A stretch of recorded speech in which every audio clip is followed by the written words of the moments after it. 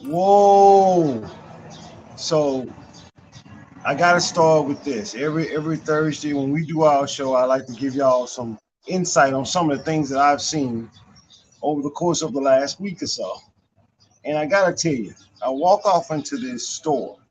I kid y'all not. I go into the store and I have cash money. I mean, it's cash money. And the woman politely looks at me and says, "Sir, we don't take cash." Now, this is scary for somebody my age because cash is king. You have cash, you are the king. It's simple as that. But I don't know if if everybody have really grasped what I'm saying here. Society is actually going away from cash. They actually now want you to use debit cards or credit cards, no cash. Think about that for a second. Look at all the things going on around you and just pay attention to them. You go off in a Walmart and there's nobody at the register and the line is long at these self-checkout lines, right? And most of the self-checkout lines don't take cash. They have maybe one machine that'll take cash. Think about that for a second. Now I don't know what's going on. All I know is that's scary when you think about it. So we know that the value of the dollar is gone. Because in my time, I can go in the store with a dollar and come out with about 2 bags of stuff. I mean, now you go in the store with this dollar, they look at you and say, "Where the rest?" So you don't. The dollar means nothing anymore. But check this out. Now they're saying cash itself don't mean anything. So you can have all the cash you want in your pocket, and some stores will still tell you you need a debit card. I'm not here to be a fearmonger. I'm just saying that don't scare you. I don't know what to tell you. That your cash is no longer king. Plastic is now king. Now, why is this? I have no idea. That leave it up to some people. They'll be telling you, hey, they want to keep tabs on everything that we do. Maybe it's from some of all those Ponzi schemes that people have been running. I don't know what is it, but I know this: cash is almost on its way out. Cashiers almost on their way out. Like anything that's dealing with cash or people taking cash, they're gonna get rid of it. And if you guys don't see that, something's missing. So pay attention when you go off in the store again and how hesitant they is to take your cash. Maybe it's because of all these robberies. I don't know. All I know is that scary to think about that I can have $1,000 in my pocket in cash and somebody tell me I can't use it. You gotta use a debit card. What if I don't have anything on my debit card? What if I don't have a credit card? And now I just have cash. So I'm telling everybody out there, listen to me and listen to me close. This is coming from Richard Cole from Let's Talk Sports. I'm advising you, and this is some good advice. You guys need to start getting plastic in some kind of way, some kind of form. I don't care if it's a debit card, credit card, or something, because there will be a day where they just don't take your cash anymore. I'm telling you. Look, we got a pretty good show for y'all tonight. We are, oh my God, we have came so far, and I'm so thankful for this, just to be able to be in front of you guys, just to be able to talk shop with you about guys about football. And I'm here to tell you, I'm excited about that. I'm excited about the football. I'm excited about everything that's going on. But what I'm talking about, what we're gonna talk about, what we're gonna chop shop tonight is a free agency going on in the NFL draft. The draft is coming up, obviously, but we got free agency going on right now. And there's been some crazy stuff going on out there. I mean, some crazy, crazy stuff. We're gonna tap into some Cowboys. We're gonna talk about some Saints. We're gonna talk about some Bengals, some Dolphins. Man, we gonna pass it on to Bears. We just gonna pass it on down the line. The 49ers. I mean, we're gonna pass it down the line just to give you guys an idea, or try to give you guys an idea of what your team is doing. Now, the Raiders, I have no idea. And I'm gonna say this before I bring the guys on, before we talk about updates and things like that. I'm just gonna talk about the Raiders by myself. And the reason why I'm gonna do that is because I have absolutely no idea what the Raiders are doing. And if anybody say that they have an idea of what the Las Vegas Raiders are doing, they're lying through their teeth. You get rid of Waller. Okay, I don't understand that move, but you did. But you bring in Jimmy Garofalo for Jerry Carr. So you just basically traded the same quarterback. Like this is the same type of quarterback. That these are all game managers. What were you thinking on that in that part? I mean, I just don't get it. You give up Stidham. What in the world are the Raiders doing? Now it could be the cloak and dagger. I don't know what they're doing, and they don't want me to know what they're doing.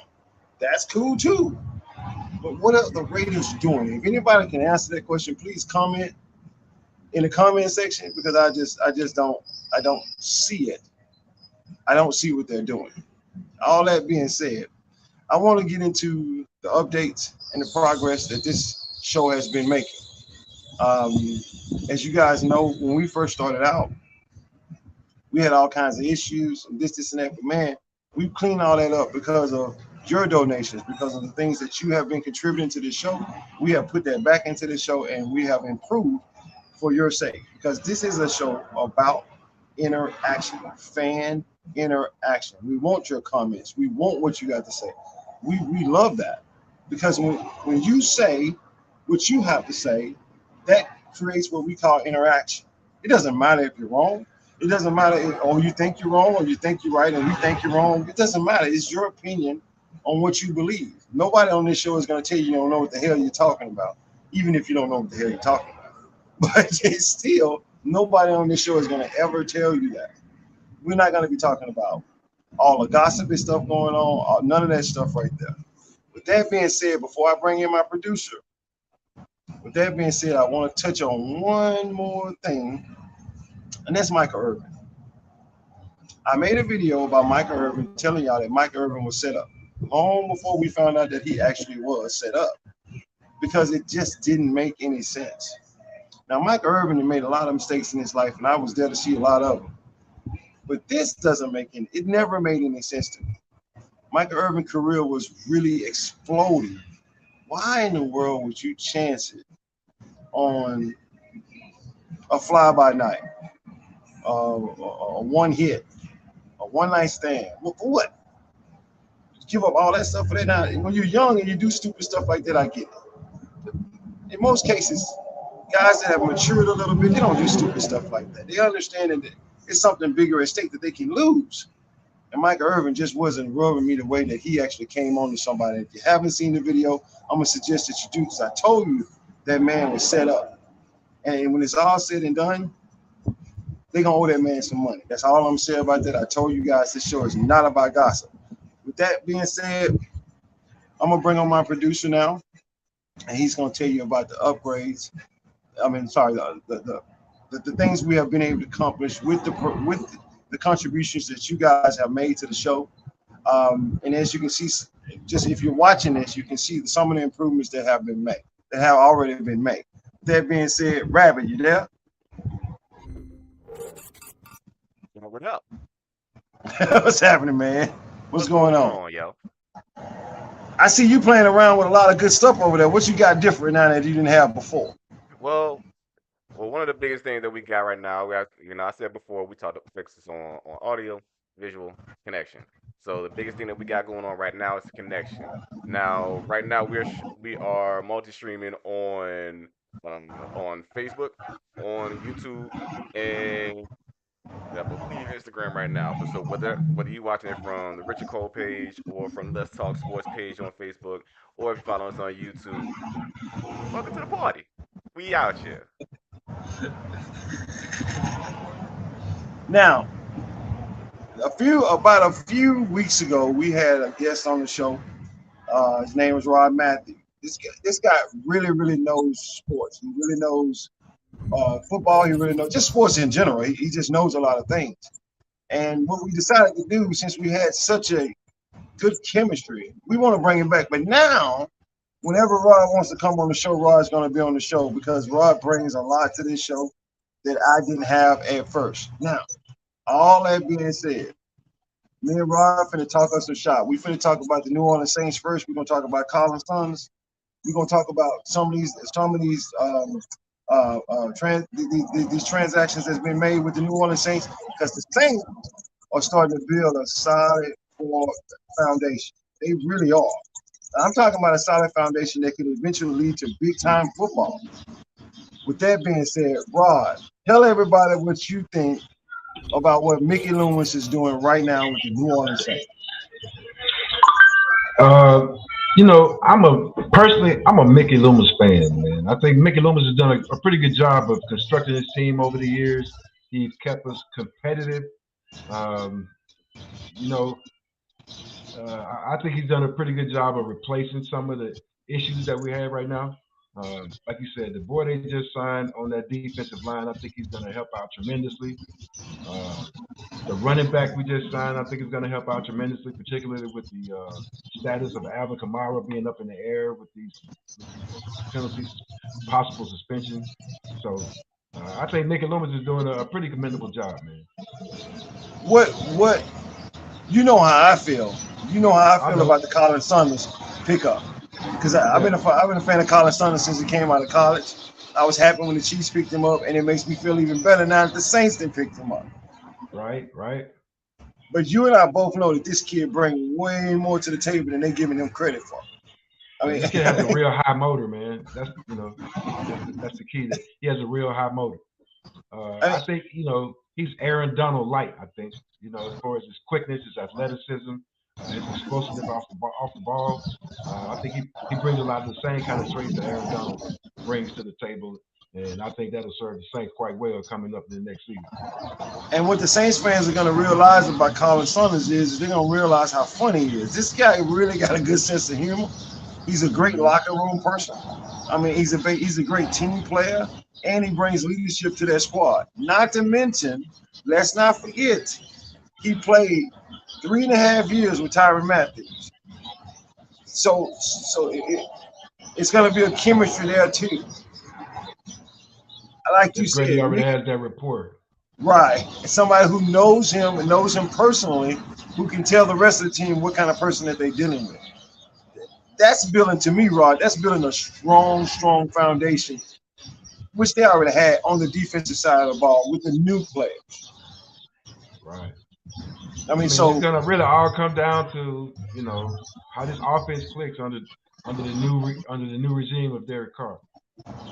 yeah. And see, the thing about it is the weapons are there. Will the play calling be there? Will the team gel together? Will they open up that offense to the point where they're throwing the ball and everybody know they can throw the ball down the field Right. instead of throwing 5 yard plays here and 3 yard plays here? One of the keys, I think we got buy-in now with Michael Thomas, and I think Yeah, and he's that's had it what as a quarterback. that's a good So thing. That Saints fans should just hold their fingers crossed about the Michael Thomas, because if Michael man, Thomas come back and be productive, oh boy, and that old boy. I mean, he's gonna be under the microscope though, because he people's patience are wearing pretty thin with Michael Thomas. So if he doesn't have exactly. buy-in quickly, then I think he's gonna lose a lot of people in this next upcoming season. Those who, for the person who jumped on, if you can just introduce yourself in the comments. We're going to be just talking along here. And we're gonna dive into. I don't know if you're a fan of football, or I don't know if you're just on here to support the show. Either way it go, just throw a like up there, throw a comment up there saying hello. We appreciate you jumping on. That being said, I'm gonna transition to something I really want to talk about. Now, it ain't been no secret. I'm not a Cowboys fan. Let's just get that straight up front.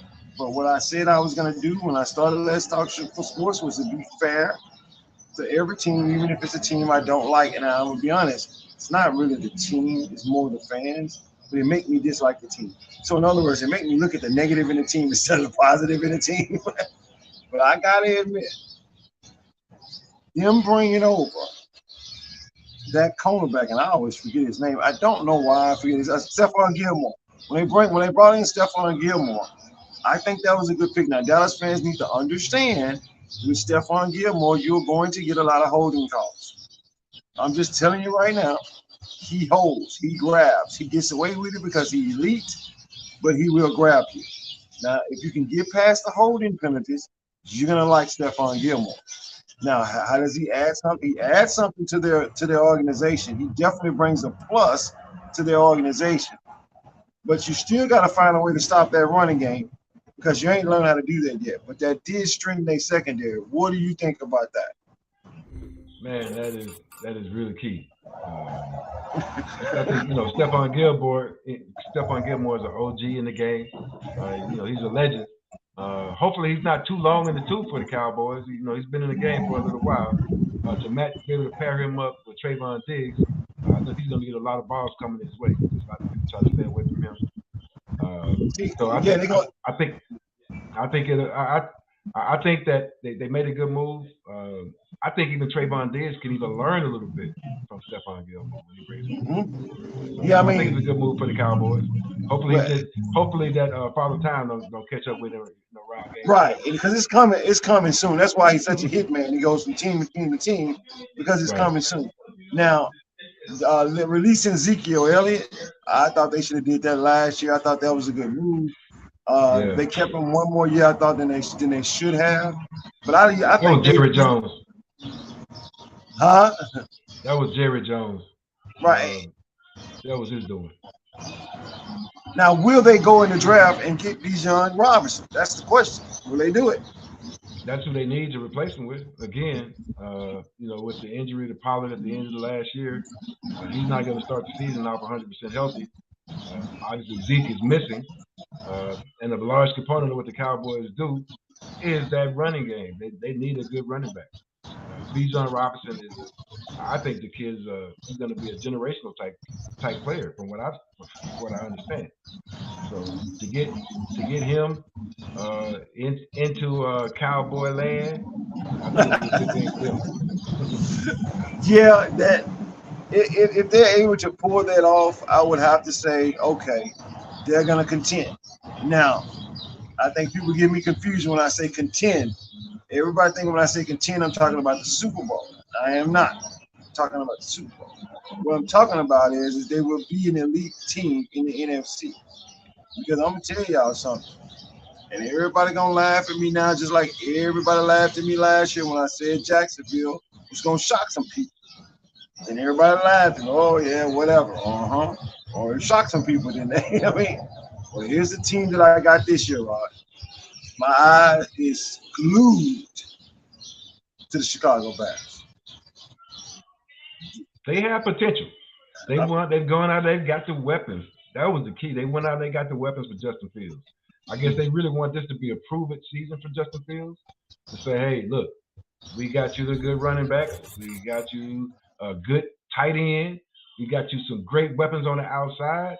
Now, you got to make it happen, young man, or we're going to go back in the draft next year and get somebody else. Now, here's the thing. I believe in Justin Fields. I think Justin Fields can be one of the elite quarterbacks in the league. I believe Justin Fields is going to have some fun with this new team that he has. But I'm going to be honest. In order for me to say that the Bears can contend, it's going to depend on what they do in the draft. Will they get every need? Will that need be used the right way? And I don't have a problem with their coaching. I didn't have a problem with their play calling. I did have a problem with them putting so much on Justin Fields. I mean, just putting the whole team on his back, second year in the game. That's not really good. But now that they have all those weapons, as you said, and they keep adding and keep adding and keep. When that draft come up, if they do what they're supposed to do, I'm going to go ahead and say that they're going to contend. I already know that there's a good chance they'll win their division or come close to winning their division. You don't believe in the Detroit Lions. You don't take the Detroit Lions defense. Not their defense, man. I'm not sold at all. I think Chicago should be able to dominate that division with the weapons that they have.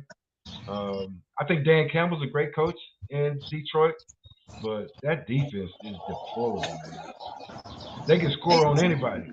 Jared Goff has had a resurgence in his career. He's back from the dead. He's resurrected. He's Lazarus, literally. But that defense is dead man walking, for real. They are terrible. So until they show up that defense, I don't think they could be able to, like I said, they can score on anybody. They can make any game competitive. You're not going to blow them out unless you score 100 points on them. So, but I don't have any faith in them whatsoever. And here's the thing. There were so many games last year that they scored enough points to win. I mean, there was a few games they scored 30 and they still lost. I mean, and that's so frustrating to a team and a fan base. It reminds me of when I used to watch Trent Green, Priest Holmes, Tony Gonzalez over at Kansas City, Dante Hall. You remember that team? Um, and they were just, you knew they were going to score 30 and couldn't stop nobody. Detroit Lions right now. I mean, They are sneaky. They are sneaky good on offense, man. Really. I mean, and you know what's funny? I didn't even see it coming. I mean, the Detroit Lions built that offense so fast, you didn't see it coming. And that brings me to, you know what I'm going to say, Jamal. Jamal comes over to the Saints. Yeah. He comes over to cover for Alvin Kamara. But again, I don't think the Saints fans really know the impact that this kid is going to have on that offense. I don't think they really. Last year, man. He is a beast. I mean, and most people don't. He's big, strong, and he's fast. He gets to the outside. He can go. And he's not so bad coming out the backfield with the ball either. So that's another thing the Saints did right by picking him up.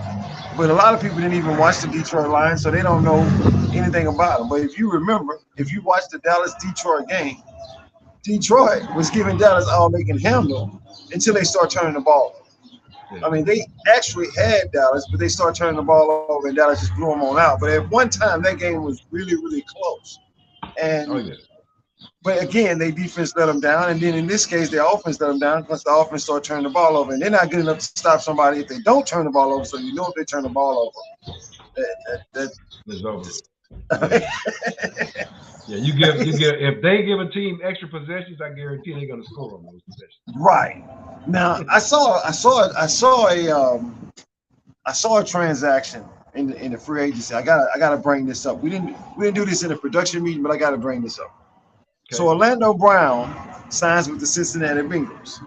Now, the reason I'm laughing is because the Cincinnati Bengals, everybody know last year that they didn't have an offensive line, and the Kansas City Chiefs exposed that and gave them all kinds of hell. Now, you go and get Orlando Brown, you give him the money that he wants, you give him the position that he wants, because it's kind of important for him.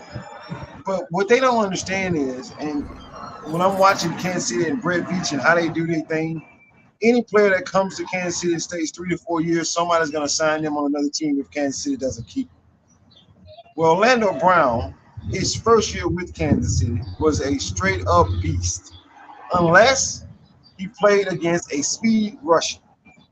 When he played against a speed rusher, Rod, he struggled, and he struggled bad. I mean, like, against the Philadelphia Eagles in the Super Bowl, they helped him out with a lot of chips. They helped him out with a lot. So I'm looking at Cincinnati, and I'm saying to myself, true enough, he's better than anything the Cincinnati Bengals had, period, hands down. But was he worth that much? 4 years, $60 million is what they gave him. $64 million, I'm sorry. 4 years, $64 million is what they gave him. I forgot how much was guaranteed. And he's protecting Burrow blindside. And it's funny to me because Cincinnati was talking a lot of noise, Kansas City, and then they go basically poach one of their offensive tackles. So you see that they had a little bit more respect for Kansas City than they said.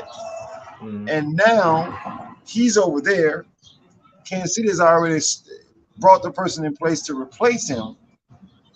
Do you see the Bengals and the Chiefs playing again in the AFC Championship 3 years in a row? I do, because I see a regression in Josh Allen, to be honest with you. I don't think Buffalo's going to be there, man. I think Cincinnati, I'm kind of biased. Joe's my dude, LSU, you know what I mean. But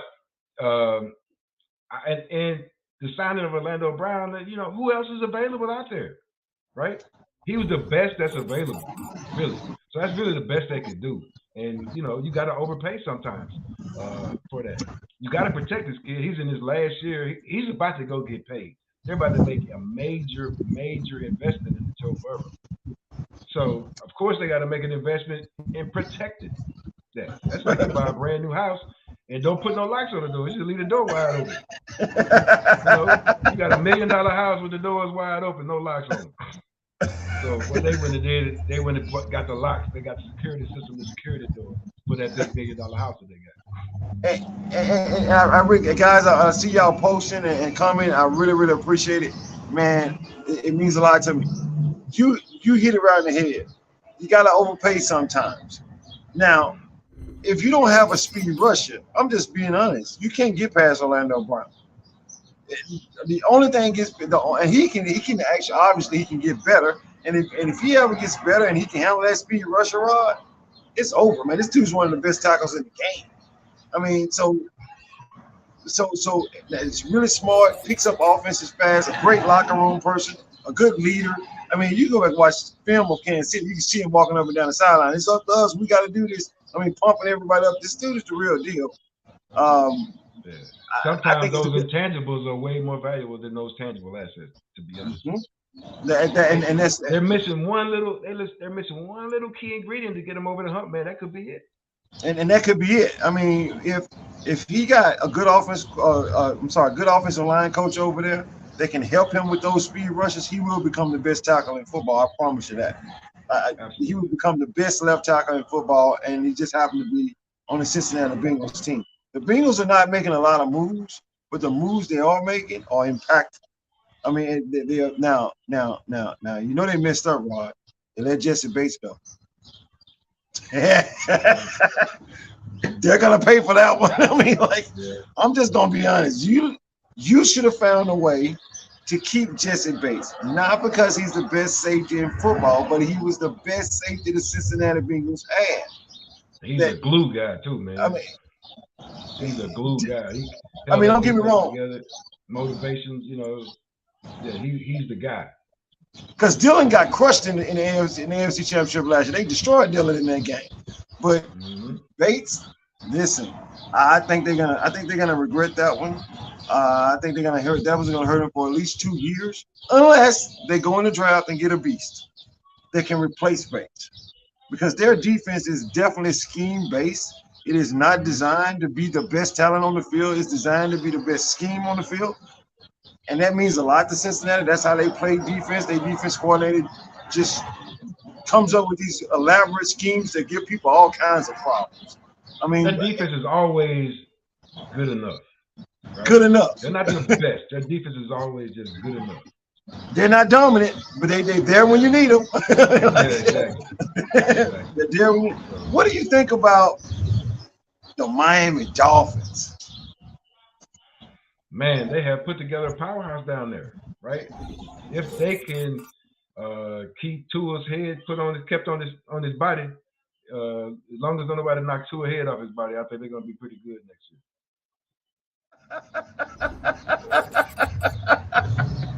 That dude said as long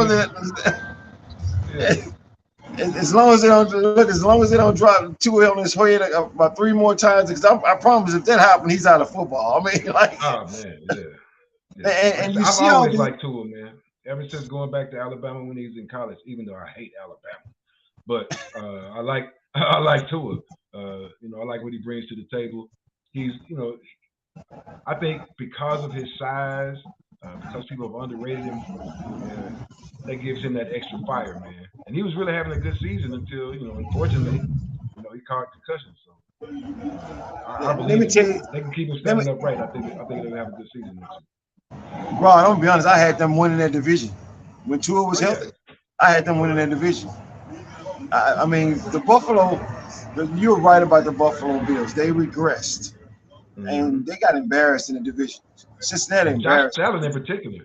I thought last year Josh Allen was going to be vying for that MVP, but he turned the ball over way too much. He played irresponsibly down the stretch. And it's all because he just tries to do way too much without Brian Daboll providing that structure for him.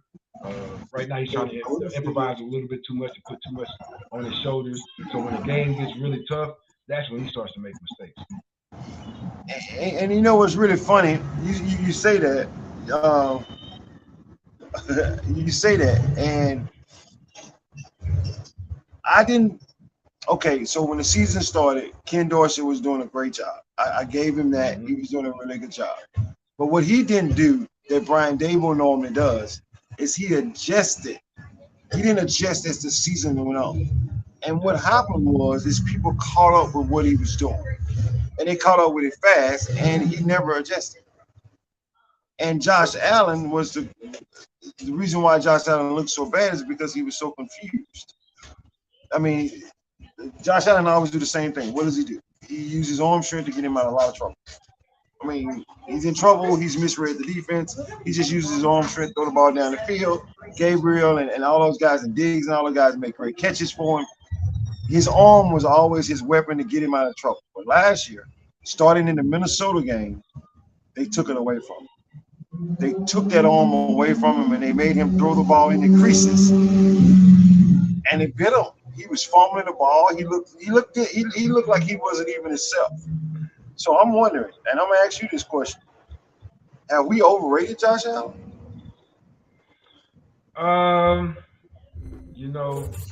Overrated. Man, that guy has one of the best combination of skills in the NFL. As far as him being able to throw, he can throw the ball literally 95 yards down the field on his knees. He's fast he's fast. He's strong as an ox. It's all here. Mental. Brian Daboll had him playing under control. If he can get back to that mental, not trying to do too much. His problem is trying to do too much. It wasn't like he couldn't do certain things. His problem is I'm just trying to do way too much. Instead of going down or instead of saying I'm going to throw the ball out of bounds, he tries to do too much, and that's when he turned the ball over. So I think the kid is tremendous with talent. I mean, he has the strongest arm by far in the NFL. The kid, now, he's strongest in life. And I asked that question because I don't believe that Josh Allen is overrated at all. I do think Josh Allen spends too much time in his head.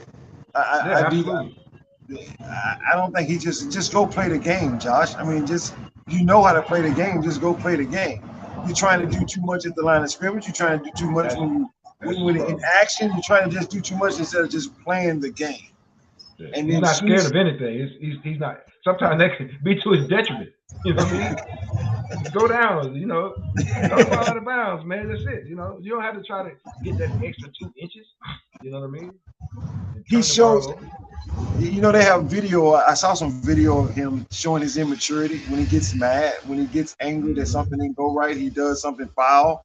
He gets away with it because referees don't see it because it's so sneaky. But he does some foul stuff, and when I see that, I say he still haven't quite matured yet all the way. But I have a lot of respect for Josh Allen. I got a lot of respect for the Buffalo Bills. I still believe they're going to contend. But they are losing a lot of people from defense. And there's Leslie Frazier taking a year off. I don't know about that, man. I just think it's something more to that. That's got to be, yeah. I've never seen that before. And I know you haven't either. No, a defense coordinator just all of a sudden say, I need a year off. Yeah. A year. That doesn't happen that often. Yeah. not give me a couple of months and I go to the Florida Keys and recharge my batteries, but a whole season. Right. Game, that's pretty tough. But what gets to me is that whole division. How ironic is it that the New England Patriots are at the bottom of the division, looking up at everybody, and they dominated that division for 20 years. You know what I mean? They had no competition. Now they're looking up from the bottom. I never thought I would ever say that the New England Patriots was the bottom of that division. The bottom. Yeah, even when the Jets are going to be pretty good. The Jets was good last year. They just got a quarterback issue. That's it. Now, I'm glad you brought them up. The New York Jets are going to probably sign Aaron Rodgers. Okay, so I'm a first round draft pick quarterback, Zach Wilson. I'm first round, second pick. And they bring in a veteran superstar, not just a veteran quarterback. This dude is a superstar. That is telling me that I'm going to be on the bench for the remainder of my rookie contract. So if Zach Wilson don't know this by now, they're kind of giving you the message that they're going to let you go in 4 years. You bringing in Aaron Rodgers? They're not bringing in Aaron Rodgers to sit on the bench. That's for sure. At all. I mean, that's not going to happen. I mean, Aaron Rodgers will never sit on the bench unless he's hurt. I mean, that's the same. They're going to pay him about 30% of their salary cap. So they're not going to be putting him on the bench. No, he's there to win a Super Bowl for them. That's what he's there. He's there to at least get them to the Super Bowl. Now, where they fit in the mix, I don't know. But I do know this. I would not want to be the Buffalo Bills in that division with the Miami Dolphins and the New York Jets. And who's to say what New England is going to do? Because I thought the Juju Smith-Schuster signing for New England was a good sign for them. That is signs that the New England Patriots are trying to do something as well. Now, I'm going to be honest. I'm going to go back to the Miami Dolphins. They trying to build a super team. Now, me personally, in basketball, I like super teams. People like them. People just like, oh, I don't like super. I do. Because it makes the game exciting to me. Who can beat this super team? If it's such a super team, can they be beat? I mean, that's what the Miami Dolphins are doing. You got the two fastest wide receivers in the league on your team. Man. Oh, yeah. You have a very, very underrated tight end because the tight end is really good. Sick is very good. You have a very underrated running back in Raheem Mostert. You and I both know Raheem Mostert can run probably a 4.2, 4.3. So you got a lot of speed there too. Jeff Wilson's good too. They got from San Francisco as well. Exactly. So now you have all these different weapons. On the defensive side of the ball, you go get Jalen Ramsey, who's going to mix up with Howard. I think Howard stayed with Miami. Mm-hmm. So now you kind of start building what they would say on paper is an unbeatable team. And I looked at the matchups. Like, it's not very many teams. If you're going to dethrone the Chiefs in the AFC, if you're going to pass the Cincinnati Bengals in the AFC, the two things that you're going to have to do is you're going to have to be able to score points with both of those teams equally. Because that's what the difference is when anybody who plays those teams, you got to outscore them. Sometimes it's going to be those kind of games. Not only just score points, but you have to put some kind of pressure on their quarterback. You got to. You have to make the quarterback somewhat uncomfortable. Because if you let Patrick Mahomes get comfortable, lights out. That's lights out, buddy. Yeah. Just score on you every position. That's it. Yeah. I mean, you got to make him uncomfortable. You got to make him move around in that pocket in ways that he doesn't want to. Yeah, if you can frustrate him, which I've seen it happen a few times. Bengals frustrated. I've seen him get frustrated maybe 2 or 3 times in his career. If you can frustrate him, you can slow him down. You're not going to stop him. He will figure it out, but you can slow him down enough to where you can actually outscore him. Now, I'm just going to be honest. By the Jets, the Miami Dolphins, and the Buffalo Bills being in the same division, and you got to count New England because you don't know what they're going to do. I think those teams are going to cancel each other out because they're going to beat up on each other so much. It's going to make a difference. You saw the Miami Dolphins last year. They were crushing it. Then they lost, I think, 5 straight. Then they won 3 straight. Then they lost 5 straight again. It was so inconsistent because they needed everybody. They needed Tua. They weren't prepared for a backup quarterback. And they got all that stuff straight this year. I think they really did a good job with the starting quarterback and the backup quarterback. If the quarterback knows their system, he'll do well in their system. Right. But I don't have those teams going too deep because they're going to beat up on each other. Let's be honest. At one time last year, right, the Miami Dolphins, the Jets, and the Miami Dolphins, Jets, Patriots, that whole division almost made the playoffs. At one time, they were all lined up to make the playoffs. So they're going to beat up on each other. Sort of like the NFC East and AFC. NFC. The NFC East are going to beat up on each other. They're going to beat the crap out of each other. When it comes playoff time, this is going to make a difference. With that being said, I want to hear your thoughts now on the San Francisco 49ers and what they're going to do with their situation. Well, because San Francisco, although they don't have any high draft picks, they don't start picking to the 3rd round. They got like 3 3rd-round picks, 3 5th-round picks, 4 7th-round picks. They have a boatload of picks this year, although they don't pick high. So they're looking to just draft complementary players, players that can give them depth. I don't think they're really looking to get anybody who's a game changer, but they're looking for guys who can fill in roles on their defense primarily. What do you think? You know, I mean, you talked about this last night in the production meeting. What do you think about? I proposed this to you last night. I got to do this in front of everybody. Whoever watched this is gonna love this. I had proposed this to you. I said, if I was the 49ers, I would package up Trey Lance, and I would trade him to Baltimore, and I would bring Lamar Jackson to the San Francisco 49ers. And you said there's no way in hell Baltimore's going to do come on. Man, I don't know one GM who's going to take that risk, man. You're going to trade away a former league MVP just 2 years ago for some kid who's unproven, who hadn't even played that much, didn't even play that much in college, let alone the NFL. So that kid's really unproven, man. They would run him out of Baltimore if he made that deal. Oh, no. I mean, that could not happen, brother. It blows my mind because it came across my mind, and I was like, I wonder, what would the 49ers do to get Lamar Jackson? How much of the form would they sell? Because you do know, if Lamar Jackson came to the 49ers, that changes everything. I mean, what they did, they brought in Sam Darnold, which now they got all of their quarterbacks are under the age of 25. So, Sam Darnold, I did not. Go ahead. They're all pretty cheap. So what they've done is they got a young, cheap quarterback room. So now they can still go out and, they can give McCaffrey all his money, and they can go fill in a couple spots or two. They went in and they really invested heavily in their defensive tackle position. I see that.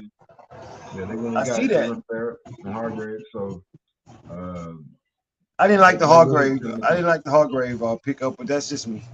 I just don't think they got Cleveland Ferrell too from the Raiders.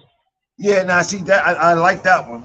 I just didn't like. I didn't see Hargrave. He just didn't seem to fit their system, but it looks like they're getting ready to put a lot of pressure on people up the middle. You can see it kind of forming with them. But here's my thing. What beat them last year? It wasn't their defense. It was their quarterback. They didn't have quarterback. No, their lack of a quarterback. Their lack of a quarterback. They didn't have one. I mean, when it came down to it, once Brock got hurt, they didn't have a quarterback. So, and then of course Trey goes down. You have Garoppolo. Garoppolo comes in, he goes down. You find a gem in Brock Purdy. Now you have Brock Purdy and you have Trey Lance. Now I'm just gonna tell you. You know what this looks like to me, Rod? It has the making of a quarterback controversy. Especially when you brought in a 25-year-old Sam Darnold. It's just what is the crowd going to do for the 49ers? The minute Trey Lance is not playing well, what are they going to start asking? Brock Purdy. We want Brock. He throw 2 interceptions in the game. We want Brock. So it's going to start up because last year there was a quarterback controversy in the Saints organization. It wasn't in the organization; it was actually in the fan base. The fan base was arguing back and forth of who they want the quarterback to be. I can see that happening in Niner game this year.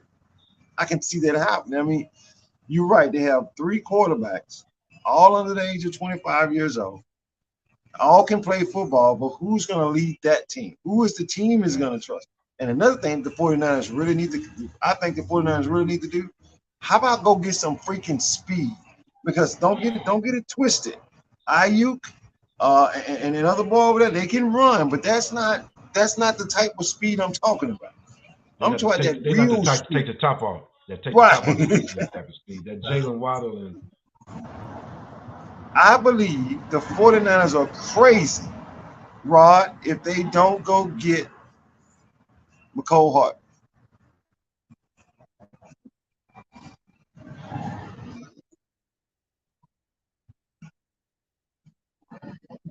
If the Chiefs are not going to re-sign McCole Hardman, I don't think they will because that they just never.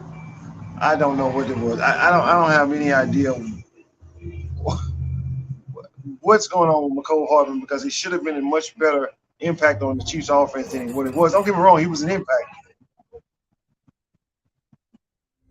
Staying healthy, and if you watch a lot of video, you can see Mahomes get frustrated with him because he wouldn't come back to the ball. I mean, Mahomes would be telling him, come back to me, and he wouldn't do it for some strange reason. He never could pick up that a receiver job is to come back to the quarterback. Sometimes your route is not going to work, so you got to look at the quarterback and say, I got to come back to him. And he had a hard time struggling with that. I believe if I was the 49ers, I would sneak in there because I heard the Giants want him real bad. I would sneak in there and I would get him, and that would take the top off of any defense right there. Yeah. And now they can work Ayuk and that other boy in between those hash marks, and they can be dangerous like that. That would help Trey Lance a lot, or whoever's going to be their starting quarterback. I don't know. But that's what I think the 49ers should do. They can go in the draft and get somebody that can take the top off. They can go get McCole Hardman. Because I would go get him because he torched them for like 4 touchdowns in last year's game. He just torched them. I mean, so I would go get him. I mean, that's what I would do. But yeah, I mean, what do I know? I'm not a general manager. I'm just a guy that's trying to start a podcast. I mean, like you just let's talk sports. That's all you know. I'm just let's talk sports, man. Now I was looking at you and I was talking about this earlier. We were looking at the Eagles, and we was talking about how the Eagles better had Darius Slay. They better keep him. I mean, like, he's a bad boy.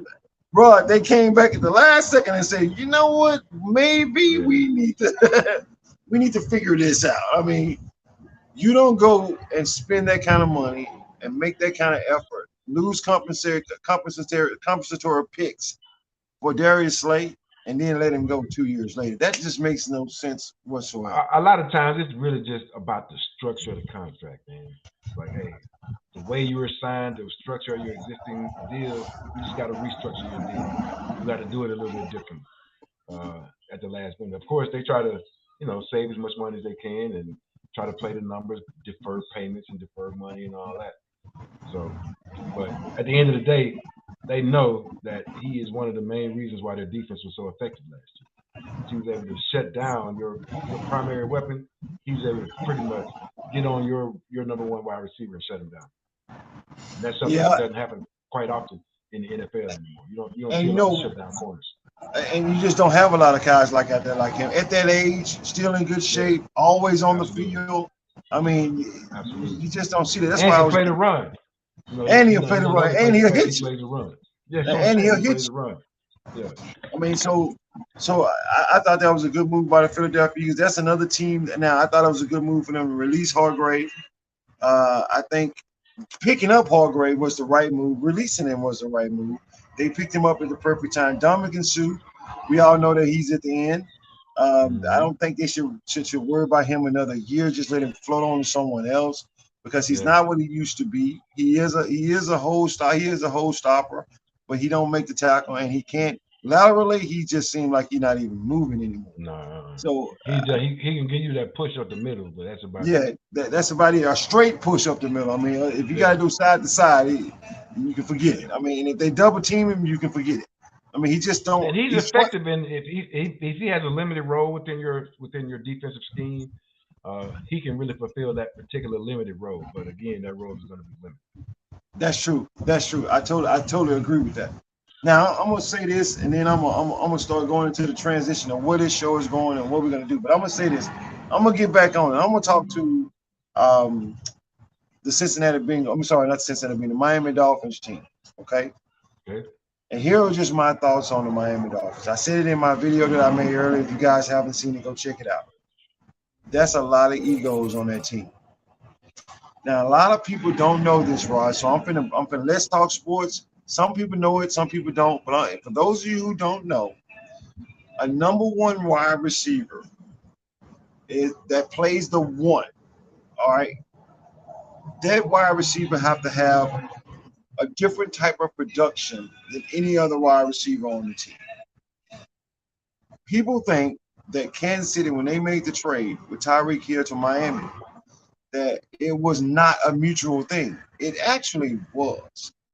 And even though Kansas City is very, very good at hiding things, I'm not a retard. There's a game, if you guys want to see, the year Tyreek Hill, the year before Tyreek Hill left, they were playing a game. I want to say it was against Denver, but I'm not sure. There's an interaction with him and Coach Reed on the sideline. Tyreek Hill and Coach Reed on the sideline. It looks like an innocent interaction, but it's not. It is Tyreek Hill lightning to Andy Reid because he wasn't getting the ball. Now, why is that a big deal? Because when you have a lot of egos on a team and everybody wants the ball, that causes friction. And Tyreek Hill wants the ball on every single freaking possession. If you just watch Tyreek Hill on the field, watch no one else, especially in between plays, watch his body language if they didn't throw him the ball. Especially if the other player that they threw it to didn't catch it or fumbled it or whatever, watch Tyreek Hill reaction. Now, you know as well as Rod, you know this as well as I do. All number one receivers are like that. Divas. They're divas. What did my boy say? Terrell Owens said this one time. Why get me if you're not going to use me? I mean, in other words, if we're losing, throw me the ball. If we're winning, I have no complaints. But if we're losing and you're not throwing me the ball, I have a problem with that. And your boy Diggs for Buffalo, he's like that too. I mean, he's like that too. And you're right, they're divas because they always want the ball. So that's the part that scares me about the Miami Dolphins because it's not just him. It's a couple more on that team that want the ball. Now, it's only one ball. And you and I both know that the quarterback has to be a big enough leader to say, shut the hell up. I'll get to you when I get to you. Look at the scoreboard, guys. We're winning. I gotta bring this up to you. I know you've seen the movie Any Given Sunday. I know you've seen the movie. Yeah. There's a scene where LL Cool J is pissed off because they didn't give him the ball. And he's in there complaining to the coach about, you need to be giving me the ball. And the offensive coordinator is arguing back and forth with him. Like, dude, what are you talking about? We won the game. Won the game, right. And he said, I understand that you just want to do your chip and dip commercials, blah, blah, blah, this, and that. What did he say? Man, you shut up. You're an offensive coordinator. That's what people don't understand, Rod. Hey, help me elaborate on this just a little. That's what people don't understand about divas on a football team and when you have so much talent on one squad. Can you speak on that? I mean, it's tough, because there's only one football out there, right? Waddle can, I don't think he considers himself as a number 2. He considers himself as a 1B. He wants that ball just as much as Tyreek, and he deserves that ball just as much as Tyreek because his production warrants that. So, but hey, I'm with you. Tyreek is definitely a diva. He wants that ball more so than anything. If he doesn't get it, he's gonna let everybody know that he's unhappy about not getting the ball. And you know what? That is so true. But let me do this real quick while I'm thinking about it. Look, I apologize. I don't know where that come from, but I gotta stop saying it. I do not like using the word retard. Let me just stop. Y'all forgive me for that. I'm not gonna do that because I'm big time in the mental awareness and mental health. So I just want to apologize for that. You won't hear it come out of my mouth again. You're here insane though. Now, but I just had to get that out. Now, what you said is so true. I'm gonna be honest with you, Rod. I don't know if that coach, because the coach has an ego too. So I just don't know if he can bring all those. As a smart guy. He's a smart guy. He's a brainiac type of guy who thinks he knows everything. Oh, don't get me wrong. Now I'm not saying anything about. He's a great coach. I'm just saying, I'm saying for his ego. Yeah, he thinks he knows everything. Nobody. Yeah, he do. He like. I mean, he has some of the greatest game plans, but when I see that, I just don't know, Rod. I don't know if he can bring all those egos together with his ego. I just don't know. I mean, you got to be a real genius to be able to get all that talent to work together. Well, he's supposed to be a pretty smart guy. We'll see. Last year, I don't think it was the game plan that hurt him. It was injuries that kind of set him back. So if they are healthy next year, we'll see just what he can do. I mean, everybody who came from out of that system, man, he came from one of the best from one of the best systems. He coached on one of the top offensive gurus in the league. So he's supposed to bring some of that talent himself. So we'll see how that plays out. Man, you know what? Look, we're going to chop this up some more. It's getting closer and closer to the draft. And as you know, and now real quick, so you guys will know, for those who are going to watch this podcast later, who are watching it live now, or next week, next Thursday, we're going to bring on someone who's going to tell us how he believes the Saints should draft, who he believes the Saints should draft, and me and Rod are going to break that down. And whether we agree or disagree, we're going to break that down for you guys, because I got a feeling, talking to this gentleman, that he's serious. He told me some of his points, Rod, and I'm telling you, when you get a chance to talk to him, you're going to be like, okay. And I want to just tell Aubrey, if you're watching, Aubrey Shipman, if you're watching, we're looking forward to having you next week so you can break this down for us. And the next week's show is going to be a little different than everybody. When you normally see us talk about every single team, next week, we're going to break down the New Orleans Saints draft. We're going to spend a lot of time on giving you guys insights on who we think they should draft, or should they trade this person? And we got a special guest that's going to come in and talk about that. With that being said, guys, listen up. Let's talk sports. We have 5 days left now. Obviously, unless somebody donates a lot of money to us, we're not going to hit the $10,000 goal in 30 days. But what I want to focus on is not the negative. I want to focus on the positive. I want to focus on the people who did contribute. Let me tell you what you did that was so cool. You gave us what you're seeing right now. You gave us a way to where we can now, I don't know, Rod don't know this, but now Let's Talk Sports have ads on their reels. We're getting ready to have ads and in-stream ads. All of those things was because of the contributions that you gave. You gave us better audio. Yeah, you gave us better audio. You gave us a chance. And it wasn't, and Rod, really what's cool about this, it wasn't a lot of money. It really wasn't, but it just goes to show you how our parents just always say, you don't need a lot of money, you just need to know how to manage the money that you have. I mean, and you gave us that way. But we're still asking those who can donate, those who can put $20, $10, $5, whatever it may be that you can give to this show. Because this show is just going to get bigger and bigger and bigger. It is about the fans. It is about fan interaction. It is about you guys being able to come on this show and tell us what you think about your favorite team, and we don't care who your favorite team is. And I'm going to say this, and I'm going to call some people out right now. All these Dallas Cowboy fans out there that was talking noise to me all freaking year. We going to do this. We going to do that. We this. We that. Bring your ass on the show. Because somebody's talking about him right now. Talking about him right now. Come on the show. Tell us what the Cowboys is gonna do. I mean, I got Saints fans all over the place who want to come tell me what the Saints gonna do. I love that. But I don't have any Cowboy fans that really want to step up and say, come on, let me tell you what the Cowboys is gonna do. So with that being said, we're asking. We're gonna always put it in the comment section. I'm gonna put my Cash App in the comment section. We're asking you guys to find it in your heart to see if you can donate anything to us that would make this show get better, because we're not going anywhere. We really have dedicated our time. Believe me, this is not the only thing we do, although it feels like it's the only thing I do. It's not the only thing we do. So with all that being said, Rod, you got anything left? Yeah, man, to me, this is Let's Talk Sports, and Let's Talk Sports for the fans. You know what I mean? So this is the fan show.